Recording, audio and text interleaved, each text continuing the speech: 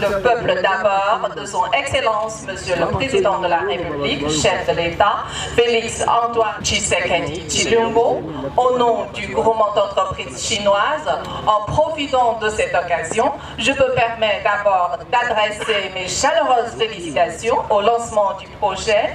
Mes remerciements vont également en son Excellence, Monsieur le Président de la République, qui honore la cérémonie par sa présence. C'est un grand plaisir pour moi de participer aujourd'hui à la cérémonie de lancement des travaux des rocades sud-est et sud-ouest de la ville de Kinshasa. Je tiens tout d'abord à remercier son Excellence Président de la République et les différentes institutions de l'État congolais pour le soutien continu à la coopération ressources contre-projet, ainsi à exprimer mes plus vives félicitations à la société CISC SA pour l'aboutissement de ces efforts de préparation de ce projet tant attendu par la population quinoise.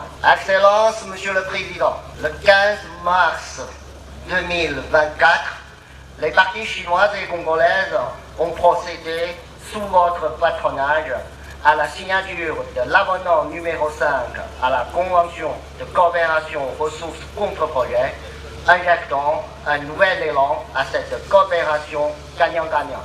Nous invitons Monsieur le Directeur Général de l'APCSC pour son allocution.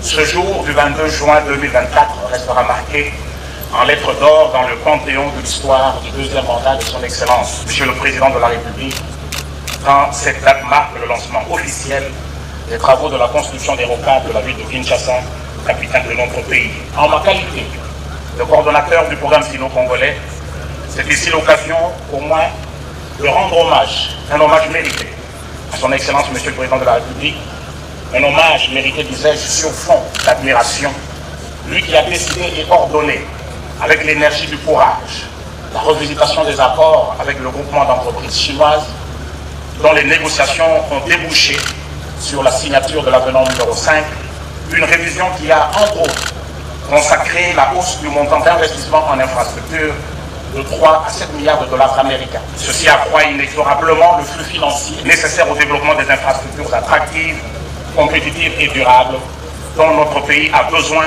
dans le cadre du programme sino-congolais, conformément à la noble vision de son Excellence Monsieur le Président de la République, celui celle plutôt d'un Congo plus uni, plus fort et plus prospère, avec des infrastructures dignes d'un pays à la quête de son émergence. Nous saluons à cet effet l'apport ô combien louable de tous ceux qui ont marché avec la PCSC et participé à ces robustes négociations qui ont duré une dizaine de mois. En l'occurrence, le cabinet de son Excellence Monsieur le Président de la République, le gouvernement de la République, la GECAMIN, avec mention spéciale à l'inspection générale des finances, qui en a été non seulement le déclencheur, mais le négociateur principal. En effet, ce programme sino-congolais, qui hier a servi des intérêts individuels, sera dorénavant au service de la nation par la détermination accrue de son Excellence Monsieur le Président de la République et le management assuré par l'agence de pilotage, de coordination et de suivi des conventions de collaboration, la PCSC en sigle, que dirige votre humble serviteur, qui ne ménagera aucun effort dans la transformation fondamentale de la cartographie routière de notre pays selon le programme quinquennal élaboré par le ministre d'État, ministre des Infrastructures, pour lequel la PCSC s'acharnera à trouver des partenaires, même par des conventions en gestation. C'est ici le lieu de prévenir tous ceux qui se bousculeront pour intervenir dans le programme sino-congolais avec la fameuse intention de se retrouver. Notre message est simple, vous n'êtes pas égarés. Tout ce qui nous intéresse dans ce programme sino-congolais désormais, c'est un Congo retrouvé. Vision chère à son Excellence Monsieur le Président de la République, qui en a d'ailleurs fait le titre d'un ouvrage dernièrement public. Excellence Monsieur le Président de la République, chef de l'État, avec mes hommages renouvelés. Distingués invités en vos titres et qualités respectifs. Le projet qui va bientôt être lancé aujourd'hui n'est que le premier d'une série qui va bientôt nous conduire dans le Haut-Katanga, la Lomami et le Kasaï oriental avec le bitumage. de 900 km de la RN1 ou route nationale numéro 1, puis dans le Kasaï central avec le bitumage de la route Kalambambouji-Kananga, puis dans le Kivu avec le bitumage de la route Kamanyola-Bouvira, puis dans plusieurs autres provinces, chacune à son tour. Excellence, Monsieur le Président de la République, chef de l'État, avec l'expression des mésommages renouvelés.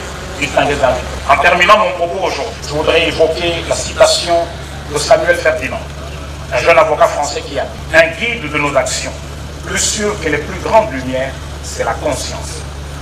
Une volonté politique doit naître d'une conscience éclairée sur les réalités qui nous entourent. Car la conscience est l'unique miroir qui ne flatte ni ne trompe. Ainsi, invitons-nous tous les acteurs du programme sino-congolais à préserver ce petit feu sacré nommé la conscience, pour penser plus à l'impact de nos actions présentes sur les générations à venir. Que Dieu bénisse la RDC, que Dieu bénisse le programme sino-congolais. Je vous remercie.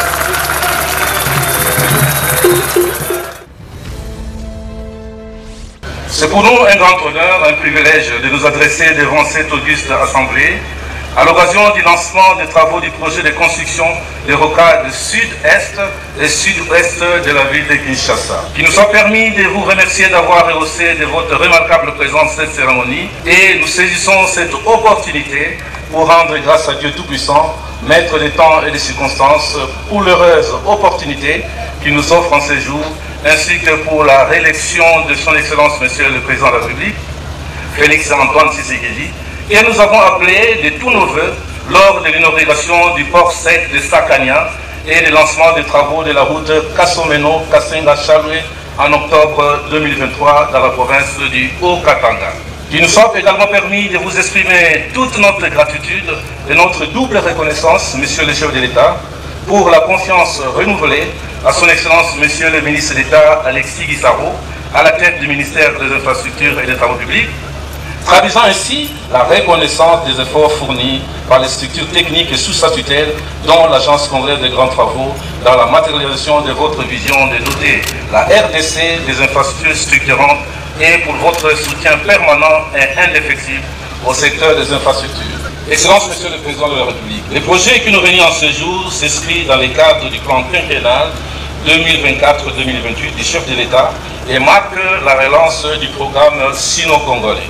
L'étude de l'évolution démographique de la ville de Kinshasa, effectuée par le département des affaires économiques et sociales de la division de la population de la ville de Kinshasa et par les experts de la Banque mondiale, montre que la population de la ville de Kinshasa en 2018 s'élevait à 15 millions d'habitants et qu'elle atteindra plus de 25 millions d'habitants en 2030. Ceci nous oblige à penser une stratégie efficiente de gestion de la mobilité urbaine, pour éviter qu'un jour la ville de Kinshasa ne se paralyse ou ne s'arrête à cause des embouteillages, d'où le développement du projet de construction de rocades. Ainsi, ces rocades ont pour objet de doter la ville de Kinshasa d'une ceinture de 360 degrés composée de 4 rocades, dont les 2 qui nous réunissent en ce jour, à savoir la rocade sud-ouest de 21,38 km partant de l'entrée Lutendele au niveau de la Rembu du terminus, passant par Ngombi pour rejoindre Mintendi, lieu où nous nous trouvons présentement. La rocade sud-est de 41,54 km partant de Mintendi, passant par Kimwenza pour sortir au croisement des avenues Njoku et du boulevard Lumumba. Ce projet est le fruit d'une étude avant-gardiste conçue par l'Agence congolaise des grands travaux depuis 2014, d'une route d'une fois 2 voies, revue à 2 fois 2 voies en vue d'élargir l'emprise actuelle de 5 mètres à une route de 20 mètres de largeur, ceci conduisant à des expropriations de grande envergure. Ces travaux consistent à la réalisation des ouvrages ci-dessous pour une durée de 2 ans et demi compte tenu des expropriations. Une route revêtue en béton bitumineux, 2 fois 2 voies, de 63 km. Une zone de transit sur la route Kinshasa-Matadi par son élargissement en 2 fois 3 voies, exactement l'endroit où nous nous trouvons ici également, sur 2,5 km avec 2 échangeurs de type saut de mouton. Plusieurs ponts et plusieurs dallots. Le traitement de plusieurs têtes d'érosion ainsi que d'importants travaux de terrassement. Ici, il faut noter qu'il y aurait également aux environs de 8 pénétrantes pour connecter les rocades sud-ouest, est-sud, pardon, est, les rocades ouest avec les rocades nord. Pour réaliser ces travaux sous la coordination du ministère des Travaux publics, la CGT, l'agence de pilotage, SIS et la SICOMINE ont mis en place une stratégie permettant de construire des ouvrages de qualité à délai et coût maîtrisés qui consiste au déploiement simultané de 3 entreprises, 3 missions de contrôle des travaux, en l'occurrence le BTC, les Justes International et le bureau BK. Une mission mixte de surveillance des travaux constituée des experts de la CGT, l'Office de route et l'OVD. L'enveloppe prévisionnelle de construction de ces ouvrages sus-évoqués est de l'ordre de 273 millions de dollars américains et servira également aux travaux de lutte anti-érosive et à une partie d'indemnisation des riverains qui feront l'objet d'expropriation pour cause d'utilité publique. Après cette cérémonie, il est prévu dans les jours prochains les lancements successifs de travaux ci-après, dont les études ont été réalisées essentiellement par l'Agence congolaise des grands travaux.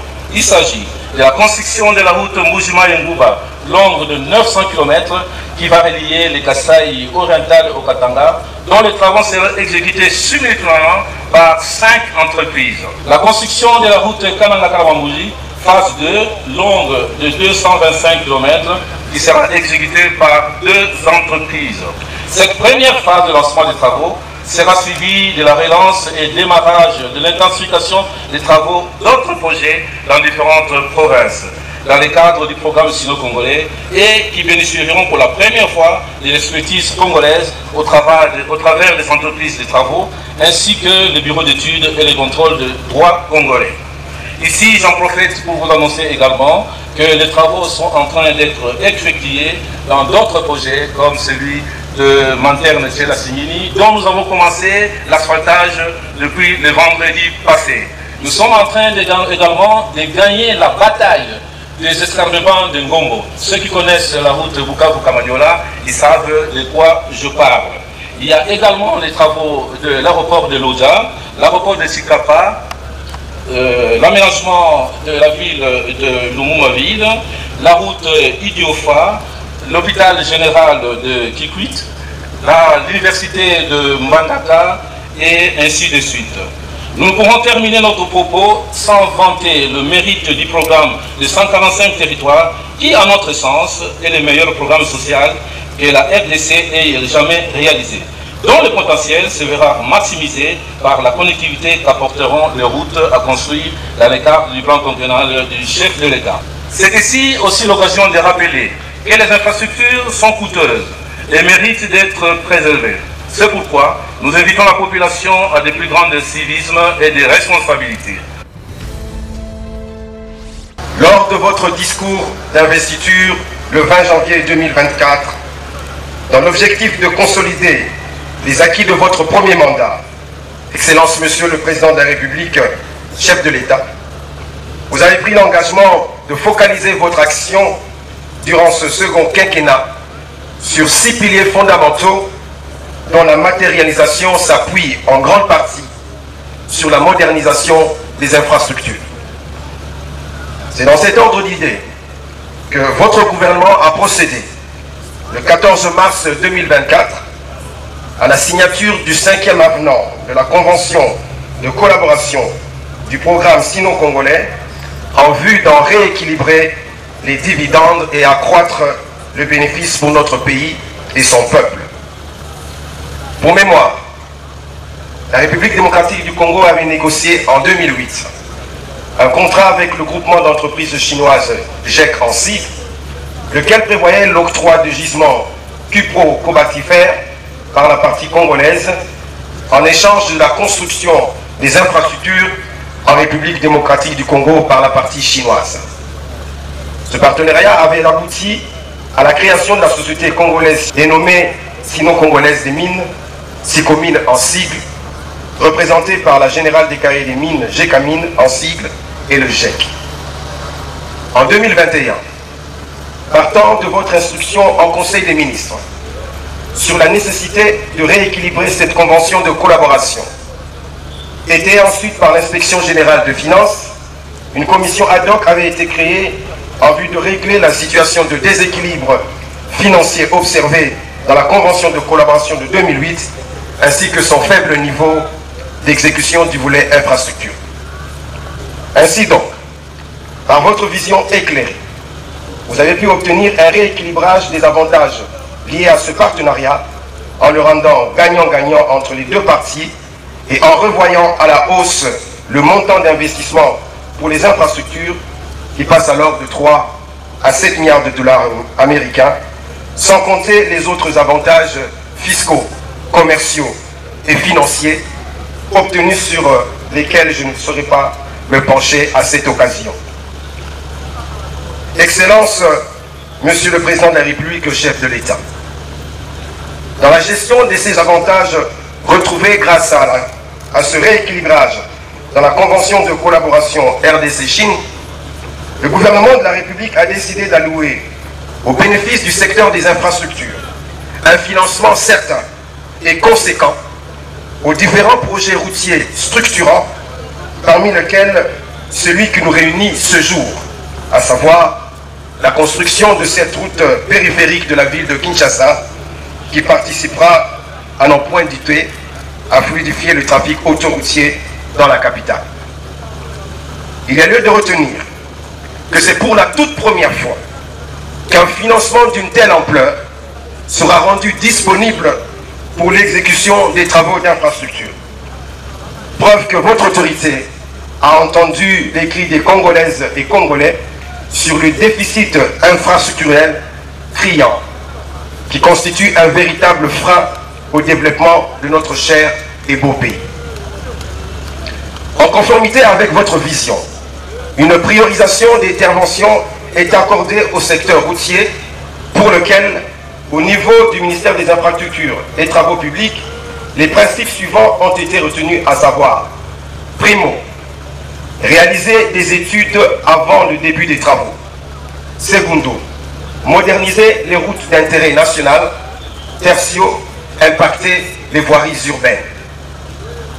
S'agissant de la réalisation des études, elle sera un préalable avant toute exécution des travaux. Ceci a l'avantage de mieux définir l'ouvrage à construire, en maîtriser le coût, le délai et la qualité pour en garantir la durabilité. Pour ce faire, dès les premiers déguisements de cette année 2024, le ministère des Infrastructures et Travaux Publics va s'atteler à recruter des bureaux d'études expérimentés pour l'élaboration des études techniques, économiques, socio-environnementales et j'en passe, pour tous les travaux sur les axes retenus dans le programme quinquennal 2024-2028 afin de produire des dossiers d'ici décembre 2024 pour mieux contractualiser avec les entreprises en vue de l'exécution des travaux. S'agissant de la modernisation des routes d'intérêt national, nous visons la construction des routes nationales revêtues, reliant les différents chefs-lieux de province entre eux et à la capitale Kinshasa, ainsi que la connexion de notre pays aux principaux corridors sous-régionaux et africains en vue d'atteindre un ratio de 25% de routes revêtues dans l'ensemble du réseau routier de routes d'intérêt général, ratio moyen des pays de l'Afrique subsaharienne. Notons que ce taux actuellement est à moins de 5%. En termes de linéaire, le réseau routier revêtu actuel est long de 2700 km sur les 58 000 km du réseau routier d'intérêt général et par ce programme, il devrait atteindre dans les 5 années environ 15 516 km, soit la construction de 12 815 km sur la période. Ce réseau de routes bitumées sera renforcé par le restant du réseau traditionnel de routes en terre d'un linéaire de 18 500 km à réhabiliter et à entretenir annuellement grâce à l'acquisition des équipements de génie civil avec l'appui du groupe Gouma et des banques sud-africaines. Un budget estimé à 450 millions de dollars américains annuel sera nécessaire pour assurer l'exécution de ce programme. L'impact de ces équipements sera ressenti jusqu'au niveau de nos 145 territoires. Notre objectif est que le nouveau réseau de routes bitumées et celui de routes en terre réhabilitées couvrent environ 60% du réseau d'intérêt général à mi-parcours et en fin du programme, rendre praticable tout le réseau routier de 58 000 km. Cet objectif, plus qu'ambitieux, est un véritable challenge qui exige un engagement conséquent de tous les acteurs impliqués, aussi bien dans la mobilisation des ressources que dans l'exécution des travaux. Oui, nous le pouvons, Excellence, Monsieur le Président de la République. Yes, we can. Toutefois, cela nécessitera l'accompagnement du gouvernement et particulièrement, Excellence, Monsieur le Président de la République, le vôtre, que vous n'avez jamais cessé d'ailleurs de nous apporter. Et ce, pour la matérialisation de votre ambition de bâtir un Congo nouveau et retrouvé. Ce saut infrastructurel entraînera des effets multiplicateurs sur les échanges économiques, culturels, touristiques et j'en passe, entre les populations des différentes villes et provinces de notre pays, avec le grand avantage d'améliorer de manière substantielle l'administration du territoire national. Cette nouvelle collectivité de l'espace de la République démocratique du Congo va induire irrémédiablement une véritable intégration nationale et régionale afin d'offrir de meilleures perspectives à la jeunesse, gage des lendemains meilleurs pour la postérité. S'agissant enfin de l'impact sur les voiries urbaines, à ce jour, la République démocratique du Congo compte 11 123 km de voiries urbaines, dont 2687 revêtues, soit 24%. Il y a lieu de rappeler que, hormis Kinshasa, la capitale, le Haut-Katanga, le Nord Kivu et le Lualaba, dans la quasi-totalité des provinces, le linéaire des voiries revêtues est très faible. Et parmi les provinces les moins nanties, certaines n'ont même pas un seul kilomètre de voirie asphaltée ou bétonnée. Nous citons le Basuélé, le Haut-Lomami, le Haut-Touélé, le Lomami, le Maïndombe, la Mongala, le Sankourou, le Sud-Ubangui et la Chouapa. La stratégie du ministère des Infrastructures et Travaux Publics dans les voiries urbaines pour la période allant de 2024 à 2028 se décline de la manière suivante. 1. Nous construirons des périphériques de 2x2, 3 ou 4 voies pour les grandes villes, permettant une circulation à grande vitesse sans point de conflit, auxquelles seront connectées des routes pénétrantes et des voies transversales d'au moins 2x2 voies, de manière à réaliser un maillage nord-sud et est-ouest. Le projet en cours de lancement permettra à la ville de Kinshasa de sortir des embouteillages récurrents du fait essentiellement des mouvements pendulaires vers la ville sans maillage nord-sud et est-ouest. Deuxièmement, nous aménagerons des voiries primaires, secondaires et tertiaires en vue de permettre une circulation fluide avec une signalisation adéquate des aires de stationnement, des systèmes d'éclairage public, des séparateurs et passerelles pour piétons si nécessaire. Troisièmement, nous développerons un système de drainage global tenant compte de la pression démographique, des constructions anarchiques et des effets du changement climatique. Quatrièmement, nous construirons un linéaire de 10 km de voiries revêtues au minimum par ville de province moins nanties en voirie. Il est à noter qu'avec cette action, certaines villes du pays auront à expérimenter pour la première fois des voiries revêtues. Pour conclure, à la suite de ce lancement des travaux par votre autorité, il est important pour nous d'informer notre population que les entreprises à pied d'œuvre ne pourront pas d'emblée atteindre la grande vitesse d'exécution des travaux car il faudrait dans l'entretemps procéder aux expropriations des espaces nécessaires pour dégager toute l'emprise de la route. C'est ici pour nous l'opportunité d'insister auprès de nos compatriotes sur la nécessité de respecter l'emprise publique et de ne pas, comme cela se voit malheureusement trop souvent, multiplier des constructions le long de la route dès qu'un projet routier se met en place en vue de se faire indemniser. La loi est très claire à ce sujet et les contrevenants n'auront plus qu'à s'en prendre à eux-mêmes. À bon entendeur, salut. Que vive la coopération entre la République démocratique du Congo et la République populaire de Chine. Que vive le président de la République ainsi que les institutions de la République. Que vive notre cher et beau pays, la République démocratique du Congo. Je vous remercie.